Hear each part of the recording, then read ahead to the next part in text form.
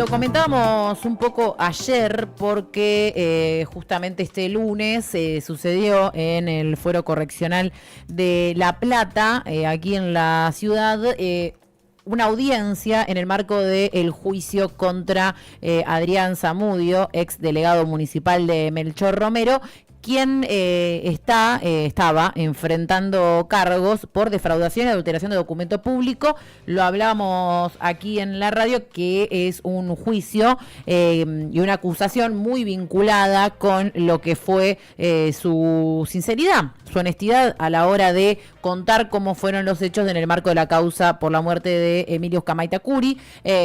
Él, en tanto delegado de Melchor Romero en ese momento, había denunciado esa fiesta que estaba pronta a suceder, había hablado y denunciado las coimas que estaba recibiendo no solo Control Urbano, sino distintas personas de la Fuerza de Seguridad para continuar con este evento, que ya se sabía, era ilegal, no estaba autorizado y no contaba con las condiciones necesarias para que se lleve a cabo.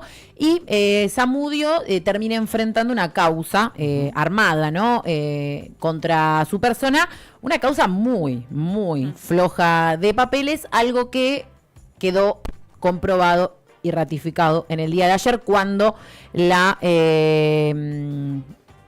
el estrado, digamos, los jueces, declararon la absolución para Adrián Zamudio, justamente porque no había forma de comprobar este suceso. Vamos a hablar justamente con su abogado y también abogado en, digamos, parte de la defensa de la familia Uzcamaita Curi, porque como decíamos son dos causas que están muy vinculadas entre sí, porque justamente esta imputación contra Zamudio surge a partir de su declaración. De su declaración. Concretamente le pidieron que cambie su declaración. Así es. Lo mismo que al subdelegado, el señor Ogagua, que le hicieron ir a él, de hecho, en el juicio que cubrimos desde Trinchera, en el juicio por la muerte de Emilia, el señor Ogagua dice frente al tribunal: a mí me hicieron ir a declarar 2 veces. Y ahí entonces un juez le dice: pero señor, si usted declaró una sola vez en sede judicial. Claro. No, pero la otra vez fui a la Torre 1, dijo. ¿No? Como diciendo, había ido, en este caso, a un lugar donde funcionaba parte del poder municipal, ¿sí? El poder ejecutivo municipal. Sí, entonces ahí Zamudio decide no cambiar su declaración y bueno, termina enfrentándose a estos cargos. Ahora sí estamos ya en comunicación con Ignacio Fernández Camillo, como decíamos, no solo abogado en el marco de la defensa de la familia Uzcamaita Curi, sino también en este caso abogado de Adrián Zamudio, que estuvo ayer presente en este juicio. ¿Cómo estás, Nacho? Gracias por el tiempo y comentanos un poco qué es lo que pasó en la jornada de ayer. ¿Cómo están? Gracias por la comunicación. Bien.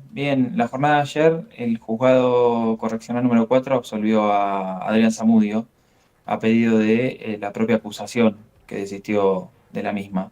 La fiscal directamente desistió de la acusación luego de escuchar testimonio de Adrián, que fue coherente con su función y cómo la llevó adelante, y su ajenidad, digamos, que era completamente ajeno a la prueba que había acompañado al municipio.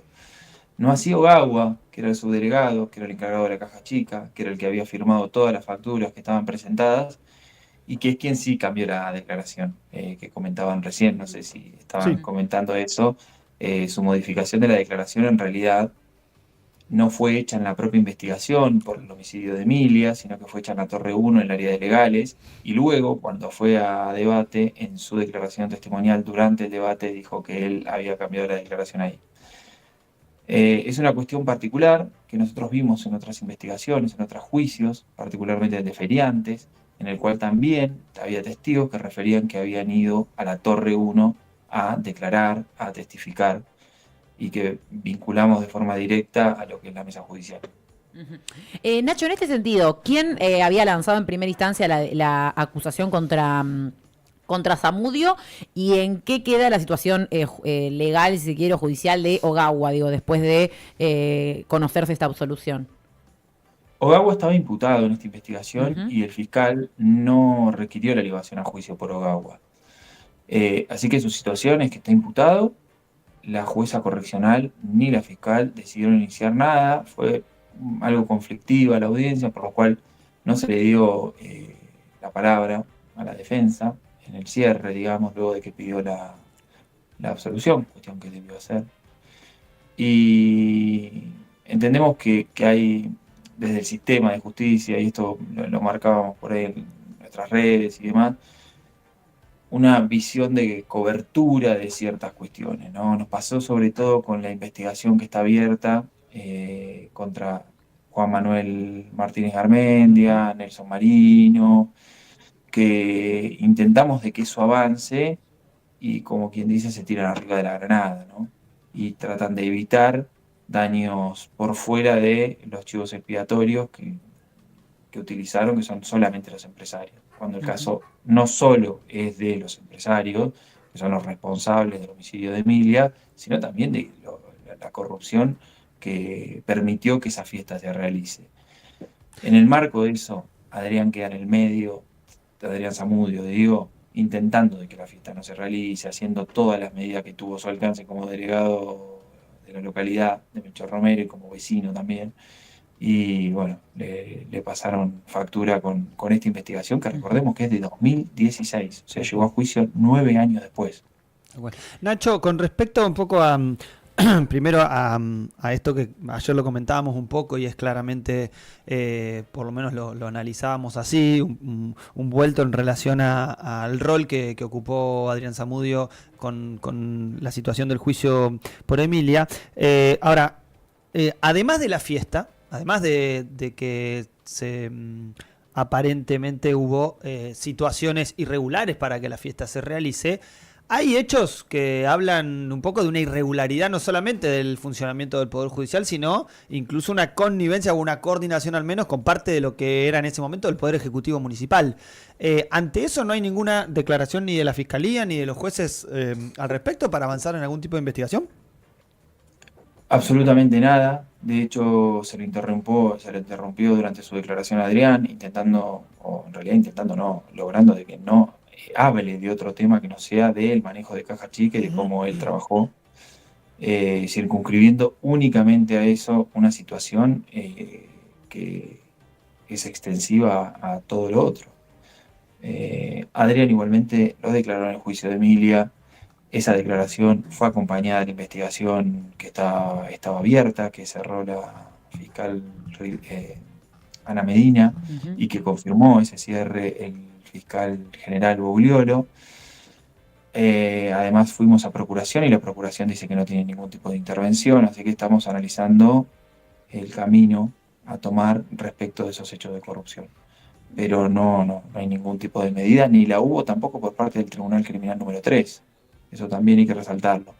Y no hay que dejar de recordar que una de las principales personas imputadas en esto es el hijo de una jueza que tiene más de 25 años en el fuero, y no es una cuestión de ella, sino una cuestión de sintonía de la familia judicial, que bueno, no es tan simple para ningún funcionario ni ninguna funcionaria avanzar con ciertas investigaciones, e incluso hasta se los pone en un compromiso. Por eso es que pedimos que vaya a otro departamento judicial que tenga la posibilidad, la capacidad de una investigación mucho más objetiva y externa a esos vínculos. Y te pregunto, por último, con respecto a esto, Gandulia, Darío Gandulia, que aparece, es actual concejal, ¿no?, del PRO, que aparece entre quienes impulsaban esta acusación, o quienes tienen, ¿no?, se supone tienen información sobre esto, Martínez Garmendia y demás, digamos, personas con cargos, van a ir a declarar en algún momento, no se sabe, con esta absolución eso se da por finalizado, ¿cómo queda eso también?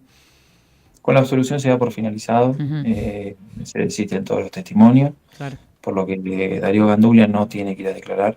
Estaba citado como testigo tanto él como Padován, porque eran quienes estaban en el área de legales y quienes formularon la denuncia penal contra el delegado Romero en ese momento. Y tenían un poder de garro para poder hacerlo y era una sistemática que empezaron a utilizar y se profundizó con lo que fue la Mesa Judicial Pro y que lo vimos, como decía recién, en la causa de Feriantes como en tantas otras. El inicio de investigaciones o denuncias a través del propio municipio. Y última pregunta, porque ayer lo quisimos transmitir y bueno, no se pudo, entiendo que no se pudo en general, que era la idea de poder transmitir en vivo justamente una audiencia, digo, lo hemos intentado también cuando fue el juicio por la muerte de Emilia e incluso la grabación en sí misma fue un conflicto. Ahora intentaste en el día de ayer que se transmita por Twitch el juicio. ¿Qué sucedió y qué se puede esperar, digo, de esto en el sentido de si habrá posibilidad? ¿Qué dice la justicia con respecto a transmitir o grabar estas audiencias? ¿Cómo fue eso? Acá hay un criterio, vamos, por parte, por ahí. Las causas penales son públicas. Eso no solo está en el propio Código Procesal Penal de la provincia, en el artículo 280, sino que también está en nuestra Constitución Provincial, en el 169, y también en nuestra forma de gobierno, la Constitución Nacional, porque la idea de república y la idea de la cosa pública. Hay criterios por los cuales pueda restringirse algún tipo de investigación, sin duda, por sensibilidad, por cuestiones de índole de integridad sexual, o, digamos, de daños morales que puedan causar la publicidad de los actos de gobierno, en este caso llevados adelante por el Poder Judicial. En ese marco no debiera tener restricciones ningún ciudadano y ciudadana en participar como público, obviamente con la formalidad de que requiere para el efecto, como de grabar. Esto es algo que no se respeta. Empezando de esa base ya es complejo. Y después, a las partes, tenemos la posibilidad a través de un artículo que es el 370, de pedir la grabación. Eso lo ejercimos, nosotros pedimos la grabación íntegra del juicio, nos lo concedió el juzgado, y cuando nos vimos en condiciones de transmitir, que saben ustedes que requieren medios técnicos para poder llevarlo adelante, y que no es tan simple, de hecho nuestra idea era en el primer juicio del año como estudio, transmitir, que fue el juicio conocido como el juicio del calzoncillo, no llegamos con los medios técnicos. Acá se llegó justo el domingo, hicimos una presentación diciendo que íbamos a transmitir. Esa presentación no fue contestada, lo cual en derecho el que calla otorga. Es así de simple, así como que todo lo que no está prohibido está permitido. Entonces, la posibilidad existe. El juzgado lo denegó. Eso en plena audiencia, digamos. Eso sí, iniciada la audiencia, a pocos minutos de iniciarse, bueno, digamos, no llegó más. Es una denegación basada en una acordada de la Corte una resolución, que es la resolución 103 del 2004, si no me equivoco, esto de memoria lo estoy diciendo, que es la única resolución en la cual la Corte de la provincia establece cómo la propia Corte va a transmitir. Pero, y acá hay un recuerdo a todos los funcionarios judiciales. Los funcionarios judiciales están en igualdad de condiciones con nosotros, claro, los abogados litigantes, y tendrían que respetar esa igualdad y no lo hacen. Ayer se dio una situación, como se dio también en muchos juicios, en la que no se respeta esa igualdad de condiciones y bueno, y a veces hay que hacerse respetar o hacer valer esa cuestión. Lo más importante en esto era la absolución de Adrián.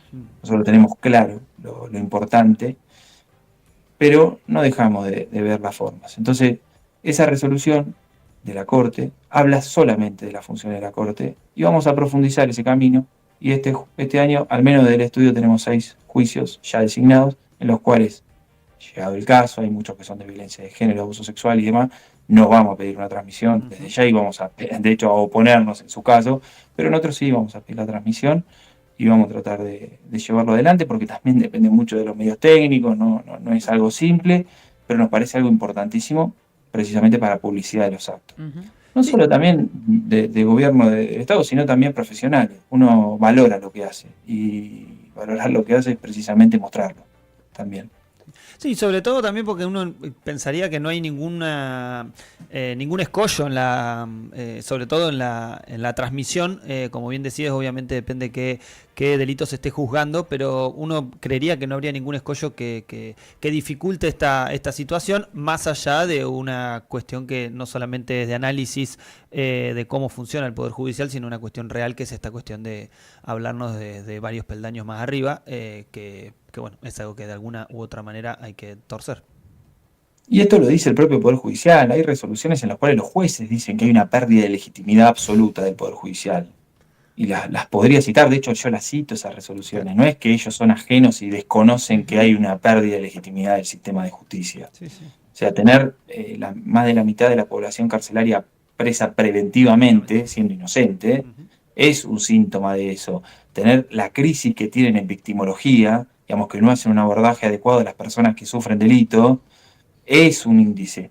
Que salgan estadísticas de que solo se denuncia menos del 10% de los hechos delictivos que le suceden a la persona, es un indicio de que el sistema de justicia no solo está colapsado, no solo no da respuesta, sino que no genera ningún tipo de confianza en la ciudadanía. Entonces, si no se dan cuenta de que uno desde su profesión está buscando aportarles, y bueno, vamos a tener que tomar los caminos para hacer valer los derechos que tenemos como profesionales y los que tienen nuestros defendidos también, porque ellos también tienen el derecho de que se conozcan los motivos por los cuales se los está juzgando y por los cuales se los está llevando. Y en el caso de Zamudio era muy específico porque es algo que atiene a toda la comunidad, al menos de La Plata, porque estamos hablando de una defraudación al Estado.